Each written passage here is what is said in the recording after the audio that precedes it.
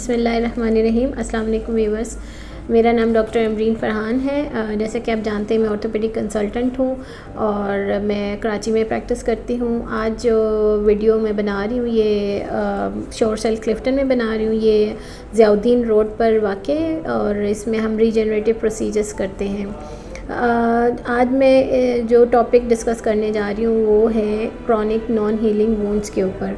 बहुत सारे ऐसे पेशेंट्स जिनको किसी भी वजह से कोई ज़ख़म होता है, जैसे कि डायबिटिक पेशेंट्स में फुट वुंड्स हो जाते हैं, किसी की स्पाइनल इंजरी की वजह से वुंड्स हो जाते हैं जो नॉन हीलिंग होते हैं, इस्कीमिक वुंड्स होते हैं, अक्सर फुट पे और लेग पे नॉन हीलिंग वुंड्स होते हैं जो कि अरसा दराज से जिसको ट्रीट करने के बावजूद वो उनमें हीलिंग नहीं होती।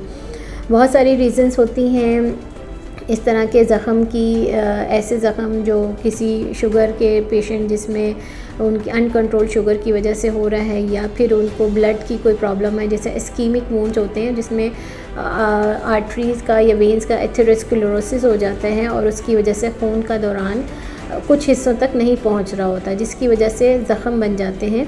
और इसके अलावा बहुत से ऐसे पेशेंट जिनकी नसें सही तरीके से काम नहीं कर रही हों, जैसे स्पाइनल कॉर्ड इंजरी के पेशेंट्स होते हैं या जेनेटिक नर्वस प्रॉब्लम के पेशेंट्स होते हैं जिसमें कि उनकी सेंसेशंस काम नहीं कर रही होती हैं और उसकी वजह से उनको ज़ख़म बन जाते हैं। लोअर लिम्स में ज़्यादा होते हैं इस तरह के पेशेंट्स के ज़ख़म, फुट में, लेग्स में, इस तरह के पेशेंट्स होते हैं। और इस तरह के मरीज़ों की ट्रीटमेंट आसान नहीं होती, बावजूद इसके कि बहुत सारी एंटीबायोटिक्स दी जाती हैं और ड्रेसिंग भी हो रही होती है, लेकिन हीलिंग नहीं हो रही होती क्योंकि उनकी सर्कुलेशन नहीं होती, ज़ख़म तक दवाई नहीं पहुंच रही होती है। बाज़ औक़ात बहुत लॉन्ग टर्म तक एंटीबायोटिक्स देनी पड़ती हैं, नस के ज़रिए दवाइयाँ देनी पड़ती हैं और उसके बावजूद भी ज़ख़म ठीक नहीं होते हैं।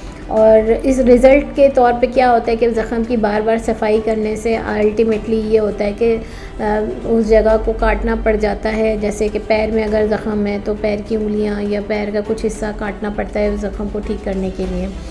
तो इस तरह के पेशेंट जो अपने ज़ख़म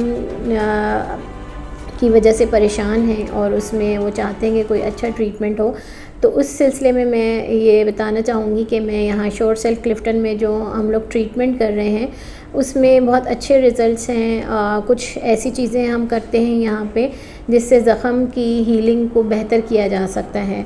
और जैसे हम बायोक्सीडेशन यहाँ पे यूज़ करते हैं, बायोक्सीडेशन की ड्रिप्स यूज़ की जाती हैं। इसके अलावा पीआरपी ट्रीटमेंट, जैसे कि हम प्लेटेड रिच प्लाज्मा जो है उसके एजेस में इंजेक्ट करते हैं जिसकी वजह से ज़ख़म के अंदर से हीलिंग होती है। साथ में एंटीबायोटिक भी कोर्स दिया जाता है। तो ये सारी चीज़ें मिला के हम उसकी हीलिंग को बेहतर कर सकते हैं। ज़ख़म जो कि 3 महीने में, 6 महीने में ठीक होना होता है वो 10 दिन में, 15 दिन में या महीने भर में ज़ख़म ठीक हो सकता है। तो ये एक अच्छा ट्रीटमेंट ऑप्शन है ऐसे तमाम पेशेंट्स के लिए जो परेशान हैं अपनी ट्रीटमेंट के लेके कि उनको कोई अच्छा ट्रीटमेंट नहीं मिल रहा।